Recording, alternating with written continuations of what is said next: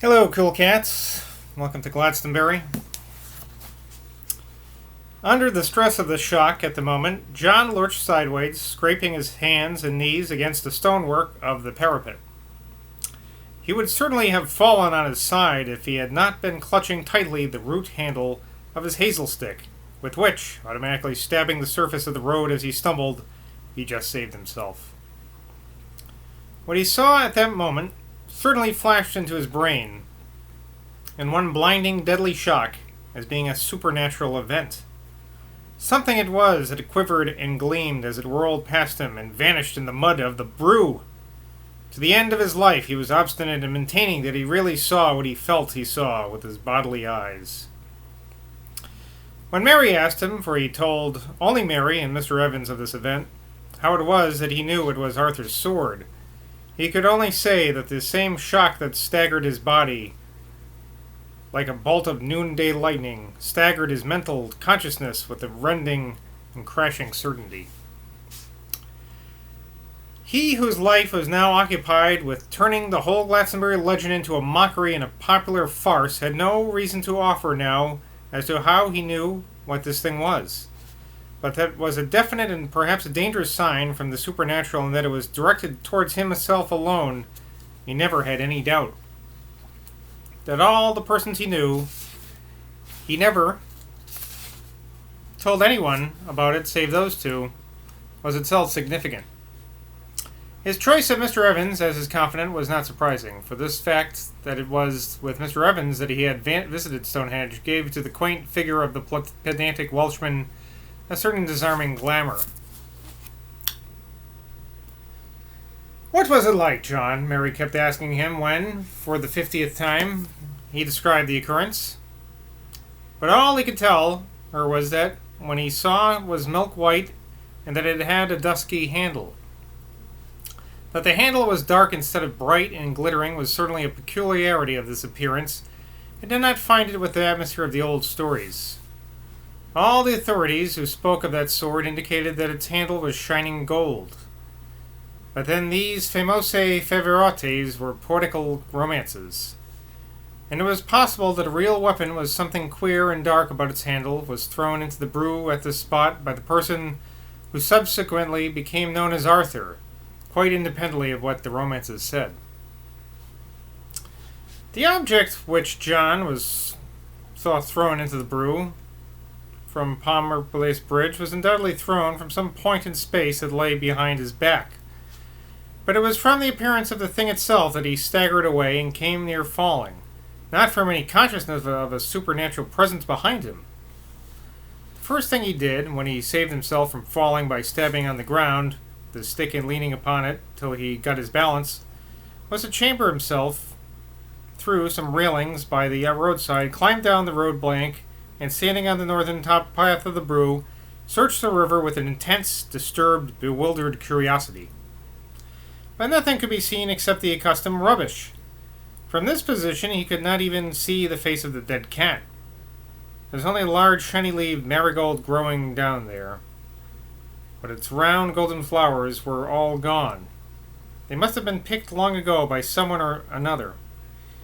He grasped his stock tightly by its curiously molded handle, that handle which had grown into the shape by its mysterious chances of underground life, and set out with rapid steps northeast, following the course of the brew in the direction of Mere.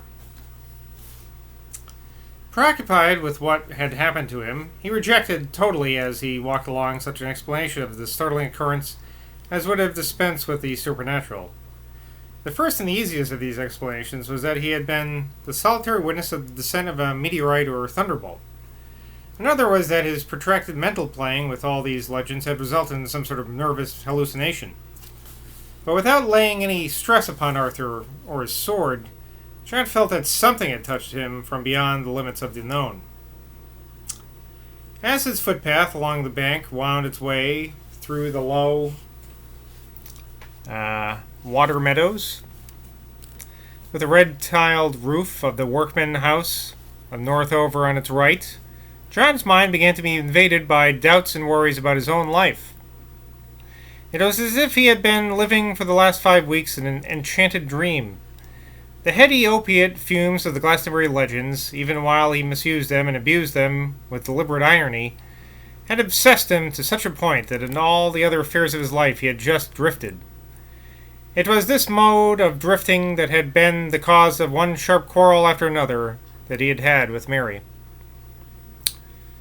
"I'll tell Mary everything at our tea today," he said to himself, as he stiffened his back and ran the end of his stick up and down through his fingers to make sure it was clean. "I'll tell her that it won't make any real difference, our having to wait to be married till after midsummer. The truth is, we must wait till then. Surely Mary will see we must, but oh dear, girls are so funny in these things." He set himself to walk faster now, following the brew across water meadows that not many centuries ago must have been submerged every spring, and are still submerged in flood time by brackish water from the Bristol Channel. He had crossed the Somerset and Dorset Railway track and had found himself approaching Lake Village Field, when he came suddenly upon a ground of children who apparently were engaged in some extremely violent quarrel. One of these children, a passionate, dark little girl, with bare head and dirty clothes, was balancing herself on a small landing stage which jutted out into the river, while, on the muddy bank beneath the wooden erection, 3 other children, a boy, a girl, and a much smaller child, were shouting insults at her, and even throwing various missiles, such as dried horses' droppings and handfuls of loose earth, picked up from the shelving bank, which, if they missed her thin little legs, hit very often, as John could see as he drew near, her faded and ragged skirt. The children on the bank had their backs turned to him, and the little girl, though her face was directed towards him, seemed too intent in defying her enemies to take any notice of his approach. Thus John, leaning on his stick and taking breath, for he had been walking fast, had time to listen for a minute or two very closely to what was going on before his presence made any difference at all. "Thee bain't got no proper father, thee bain't," cried the virtuous Jacky, throwing the muddy root of her last year's bulrush at his former lieutenant. "'Tis here robbers' band, of what I be chief. Don't want any girls in it that have no proper fathers." "What about thee own father, Jacky?"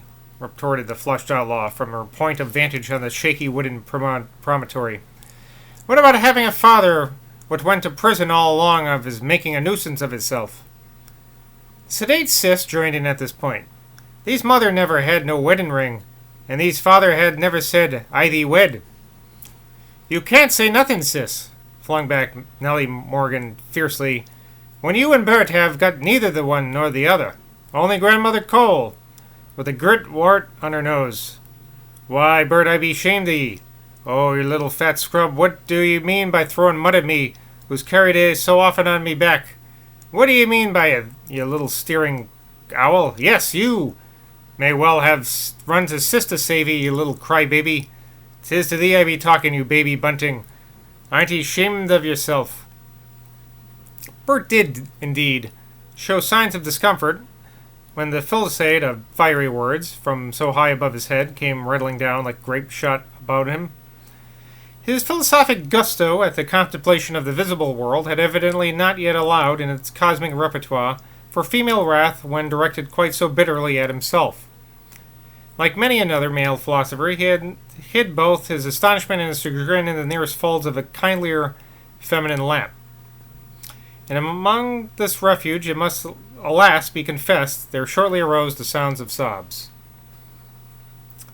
But while the mischievous Jacky hunted about for a lump of horse's dung that would be a better missile than any he had yet found, the sedate Sis, over the head of the weeping Bert, flung out the most dangerous and deadly word yet uttered.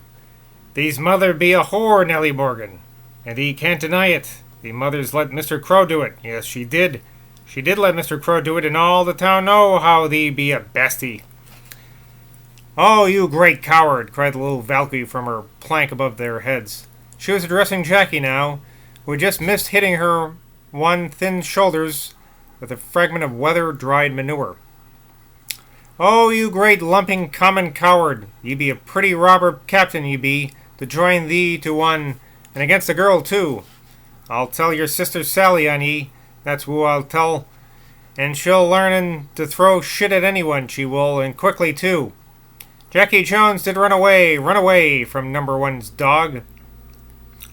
And her genius for invective Nellie was inspired to utter this biting reproach in the form of an impersonal chant.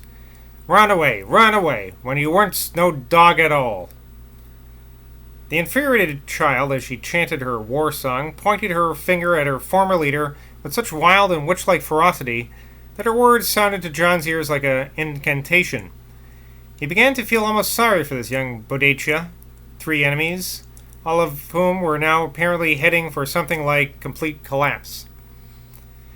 Jackie was indeed sputtering with indignant denials and had grown red on the face as, with her hands on the edge of her platform, he proceeded to try to shake her down. The daughter of Philip Crows finished his discomfiture in a very summarily manner.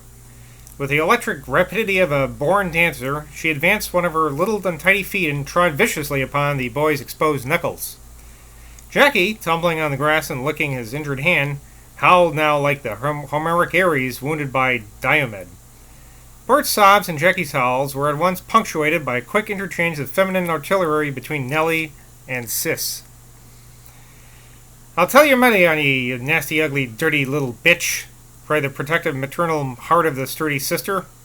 It was at this point that Nellie began consciously to be aware of John's presence, and she glanced at him almost coquettishly, while she proceeded to chant triumphantly, shooting out her tongue between the strophe and antistrophe of her triumph song at the fallen Jackie. "Sissy Jones at Sunday school, answered teacher like a fool. Teacher said, you little silly, shut your mouth and dilly-dilly." Ooh, those are fighting words.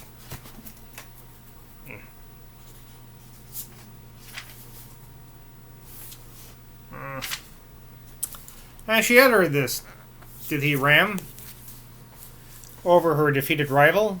The exultant little girl began to dance up and down upon the shaky plank.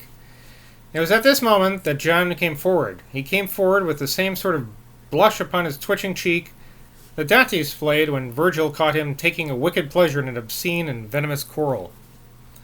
But he held out his arms at little Nellie, the conqueror, down from her porch, with a surprised sense that if these children's accusations were true, he and she were blood relations, both of them drawing their devilish Norman spirit from William Crow's wife, the proud Devereux woman. Certainly it was with the very gesture of a Devereux now that Philip's little daughter, Morgan Nellie as number one called her, offered her hand as soon as John placed her on her feet to help the fallen Jackie to arise. It was a whole psychological drama, a drama beyond the reach of any living European person. When Jackie's blubbered features came into view, the knuckles on his wounded hand pressed into his mouth and his little black eyes darting furtively backward and forward between John's face and Nellie's. "Stop that, can't you, you great baby? Stop that now." Thus did Sis, with an accompanying violent shake, vent her indignation with her successful rival upon the nearest and dearest object of her maternal affection.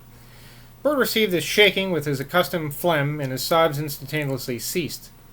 His round eyes fell upon John's figure, and as they surveyed this object, the old insatiable gusto came back into them. Exactly as if it would have been with poor ex-mayor's wallop, what had interested Bert most about this new human apparition was that it had put its cap upon its head back to front. This accident had no doubt resulted from the shock of the sword incident at Pompadour's Bridge, but John was now fortunately saved from looking ridiculous when he got into the streets again. "Bert be telling ye, master," said Sis eagerly, for this situation was one that exactly lent itself to a protective, corrective passion, "that these caps be put on back in front. You may excuse Bert for mentioning it, mister, but Bert be one, Bert be, for noticing things what's topsy-turvy. He do notice when Nell or me have left our ribbons or whom, or haven't got so no safety pins. He do notice when his grandma have forgot her false teeth, or when she put her best blue cap on when she wanted her common purple. He do notice his teacher, mister, so close and through, that her do punish he for it, like as he misbehaved on schoolroom floor. 'Tis markable what Bert do notice when people—" Her proud volubility was suddenly broken off by Morgan Nellie, who, while Sis was talking to John, had been whispering to Jackie. She had addressed herself sternly to Sis now. Jackie says that tomorrow I'm going to be the captain of this robber band, and he be going to be my court-martial.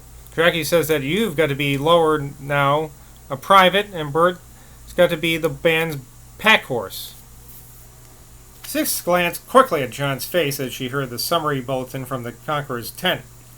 Seeing him smile a little, she planted her sturdy ankles firmly in the grass and bending down, as if they had been playing at daisy chains rather than at bandits, she picked several of these whitish cuckoo flowers that John had already noticed, and with a certain brusque sagacity, acted as she must have acted 1,000 times with Jackie and Bert, handed this little nosegay, along with a spray of hedge parsley, for like all neophyte housekeepers she felt that blossoms without leaves, the leaves of cuckoo flowers being very inadequate from this particular point of view, were in some way wanting to this stranger whose cap, caught so deplorably awry, was now pulled down, as it should be, over his amused and submissive eyebrows.